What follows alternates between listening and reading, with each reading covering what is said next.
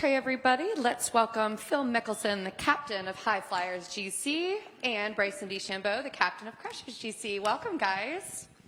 Thanks. Phil, I'm going to start with you. Last week, Brendan obviously won LIV Golf Adelaide. It was the first trophy for High Flyers GC, and High Flyers also had a podium finish. You guys finished in third. Just take us back there a little bit, that moment, and how important that is to you.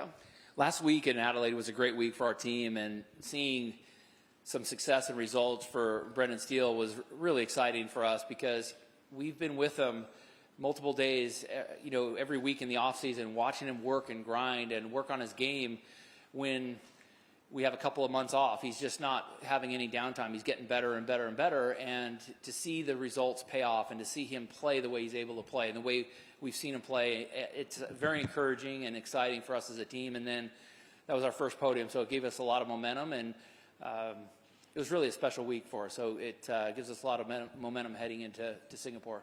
He was highly, highly complimentary of you and basically said that he wouldn't have gotten that win if it hadn't had been for you. You talked a lot about your talks over coffee and your encouragement, telling him to swing freely. Do you realize how much of an impact that you have as a leader for the rest of the guys on your team? Well, it's nice of him to say that, and it goes both ways because I've learned a lot from him driving the golf ball. I've learned a lot from him on other areas, and we just kind of shared things back and forth, and that's what a really good team dynamic brings, is it helps lift each other up. And so I'm appreciative that I've been able to help him, and he's done the same for me, and it's been a two-way street. Bryson, the Crushers are first in the team standings. You guys won the team championship last year. You guys have really found the secret sauce. Can you tell us what that is? Oh, I don't know about secret sauce. I got to keep it close quarters. I'm not going to tell everybody everything. But I will say that we've got a great bunch of guys over here at the Crushers, and very lucky to have picked them early on, and we've stuck together like glue, gorilla glue, I would say. And they're just solid people. More importantly, yes, we golf great, and we do really well on the golf course, but they're just a great bunch of guys to hang out with, and they're great family men. That's really what I appreciate about those individuals, and like Phil said, we learn a lot from each other, and that's the cool part about what LIV provides, is the ability to feed off of each other and learn and grow together. That's something that's not been afforded to us in professional golf other than college and maybe a couple of junior events, but it's certainly a lot of fun. And our secret sauce is, I would say personally, from my experience, is the camaraderie we have between us and the trust we have in each other. So we are returning to another major Asian market. We're back in Singapore, Sentosa Golf Club. How important is Asia to the growth of the game globally, and then also to the growth of LIV? I'll start with you, Phil. Yeah, being able to come here and bring the professional golf at the highest level to different parts of Asia. So here in Singapore, we've been to Hong Kong, went to Thailand a couple years ago.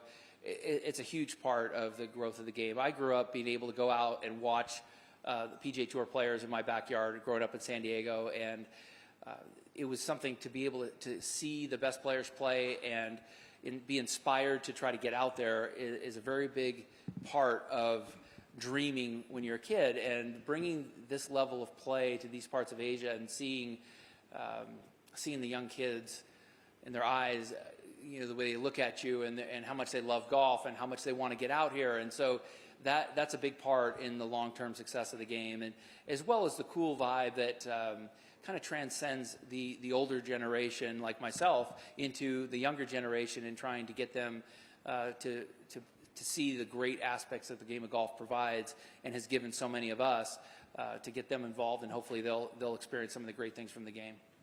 And Bryson, what are your thoughts on Asia and LIV Golf? It's awesome to inspire a younger generation in this part of the globe. I think that we're too lucky being from the States, seeing professional golf at a super high level at a young age, and it's different over here. Being able to provide that opportunity and see, like Phil said, those kids' eyes just light up when we give them a golf ball or sign a hat for them or whatever it is. It's inspiring, not only hopefully to them, but to us. It reignites us a bit too, and allows us to feel like we're doing something really cool. It's not really been done the way we think it should be in professional golf, like LIV is currently doing. So it's certainly exciting for me to see the individuals eyes light up in people. And it doesn't even have to be junior golfers. It's also old adults that are just in love with the game, and they see us and they're so appreciative of us being here. We're excited to provide that more and more as years keep coming. Great, and kick it over to Mike. So you two have shot some videos together, obviously had a lot of fun. First of all, Bryson, can you just talk about the importance or when you decided to kind of lean heavily into the social video aspects of, especially from your own brand and the teams? That is probably like a 15-minute answer. To summarize quite briefly, I felt like there was a missing hole in the game of golf where you look at guys like Mr. Beast or David Dobrik or whoever it is that are influencing a lot of people in the world. And I saw that market back in 2020, and I said, man, if we could if the golf industry, if golf could tap into that just a little bit, how many more followers we would get, how many more players we would get, how the game would just explode if we could just barely tap into 1% or a couple percent of that.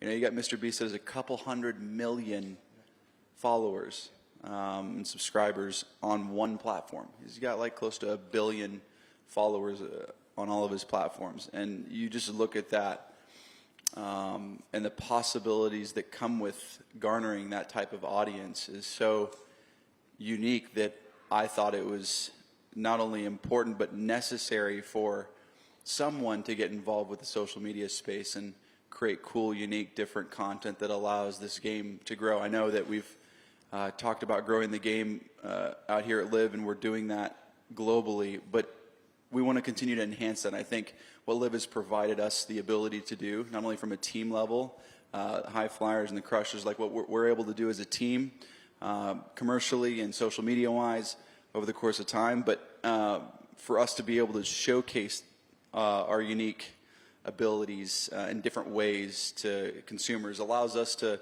not only showcase our personalities, but also the great level of play we have and the skill set that we have that can hopefully inspire a lot more people to play the game of golf. And that's what I wanted to try and accomplish, is creating that bridge, so we can bridge that gap between normal individuals and them seeing the game of golf and what the game of golf can provide from a relationship perspective towards others.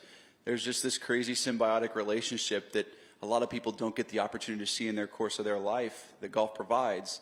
And so trying to bridge that gap has been a goal of mine since 2020, and developing a great team around me and playing some good golf and growing as a person has all attributed to some of that success. But it's definitely a changing landscape. If we don't adapt and move towards that sort of model of I would say just a social media perspective, an influencer model, I think golf could get left behind, and that's what I'm scared of. I don't want that to happen. That's why I think LIV is such an awesome product and an awesome opportunity for us top golfers to showcase our ability, not just on the golf course, but on and around the golf course as an actor, because you're a pretty good actor, right, Phil? So Phil, you have been doing a lot of videos for several years now. Do you feel like you're the OG of golf viral videos?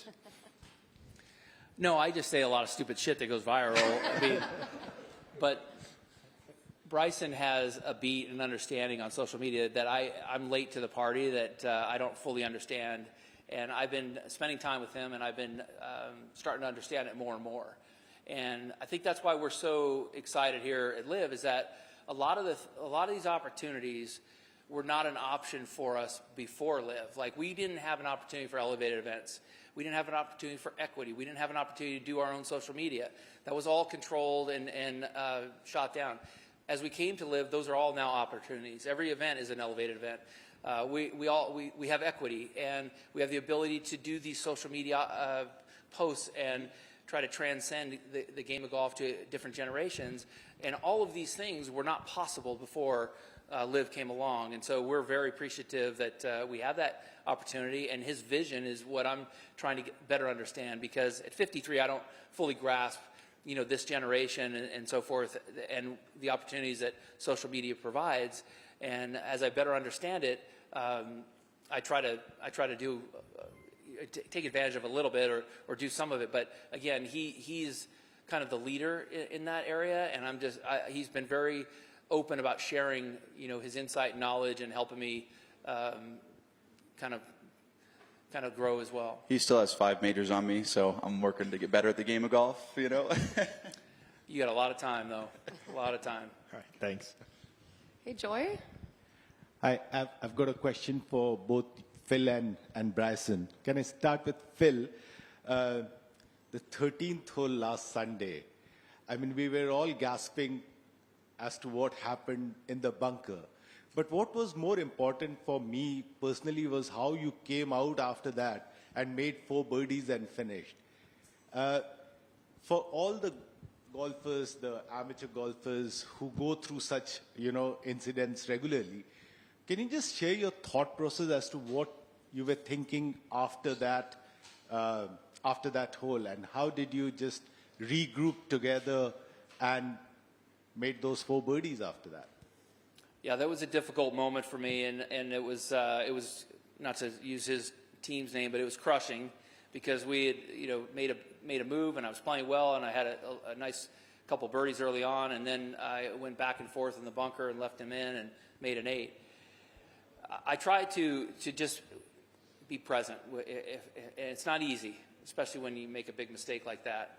I try not to do too much. I try to make a couple of pars, which I did, and just stabilize around until I felt a little bit better. And then after 3 pars, I made a birdie on 17, made a birdie on 18, and started to turn around. But I had to be patient, and I had to kind of stay in the present because there was a lot of motivation still for me to do well, for our team to do well.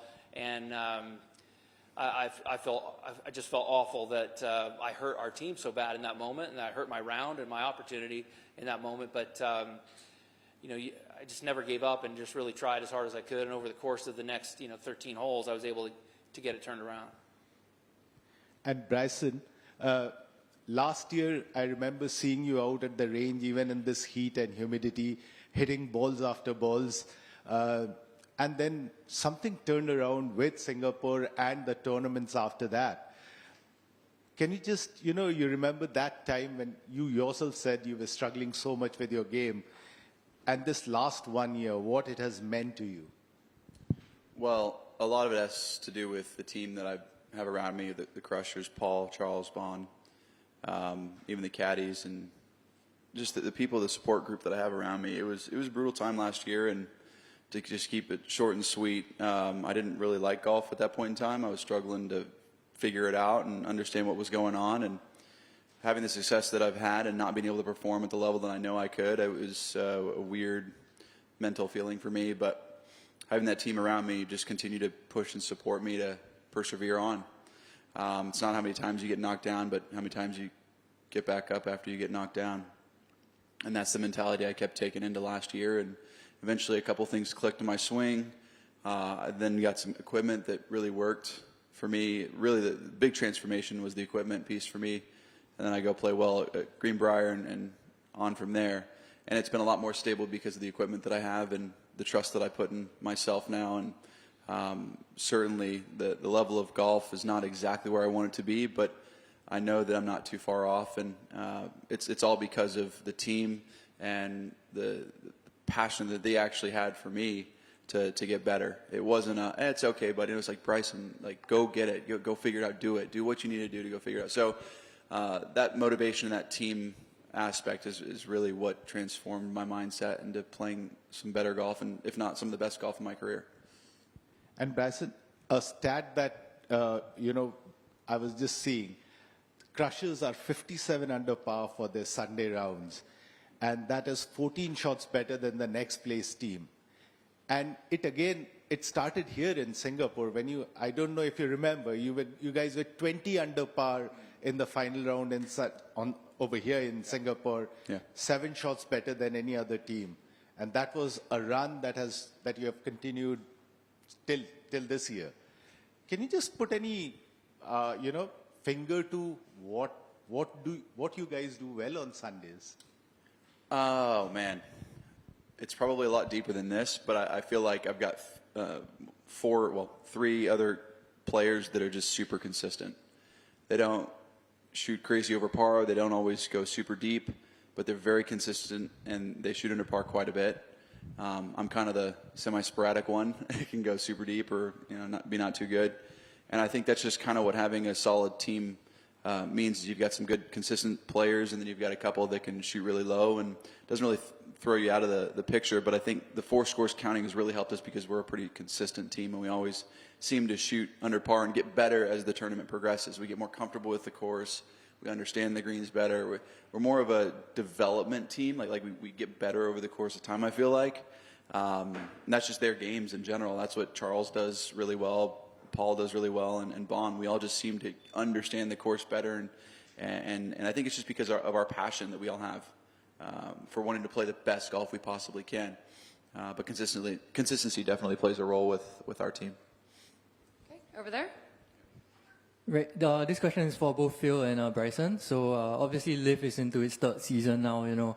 So what do you think is the future of LIV in the next 5 to 10 years? Wow. You want me to start with it? Okay. The future of LIV, we know it's going to be here bigger, badder, and better than ever before. It's just going to continue to keep growing over the next 5 to 10 years. Where I see it heading, I think there may be an opportunity for this to be just, from an audience perspective, even bigger. You're going to see a lot more interactions from teams. I think the competition between the teams will get heightened. The rivalries will get heightened. There's already some sort of rivalries going on right now, but as the years go on and people are going to want to win championships, World Team Championship at the end of the year last year, the Crushers did, I think there's going to be a lot of rivalries to be produced that you'll see, and the stories to be told, I think will be pretty insane over the next 5 to 10 years. Jill? Yeah, I think that there's a lot of things that are going to transpire over the next 5 or 10 years, and I'm very bullish and excited about what that means for LIV Golf. But but there's also a lot of uncertainty. I think that things that I do know is that I think the quality of the players will continue to get better each year. I think that the ability and the sites that we move throughout the world will continue to excite players and excite fans. So we'll be going to more countries outside the United States that really are starving for world-class professional golf. And we'll have a lot more receptions like we had at Adelaide. We had, with the Singapore and the tourism department getting involved and loving the event that transpired last year and wanting us to come back. That seems to be the case right now, where a lot of countries are negotiating and trying to get a LIV event there. And so I see the global game of golf growing at an extremely high level. I think that's exciting for everyone involved in the game because we're going to reach markets that we didn't reach before. I think it's going to inspire more golf courses, inspire more manufacturers selling clubs and equipment, but also inspiring young kids to try to play golf professionally. I just see that the game of golf is going to grow on a much more global basis because of the excitement and the presence that LIV Golf has. Okay, Kim? Hi guys. So you saw the first LIV golfer win a major last year, and for Bryson, you were contender at Augusta. Both of you have experience winning majors as well. So what would it take, to see a LIV golfer win another major again? Yeah. More great golf. I think us LIV golfers are prepared as ever to play in major championships. Allows us the opportunity to have a little bit more time every once in a while to get ready for those majors. But I think we all have the firepower to play well and win a major championship. There's a lot of major champions over here that know how to do it and get it done, so it's just a matter of time. Yeah, I think it's just inevitable that there's so many great players on this tour that they'll continue to win majors. Thank you. There's one more over there.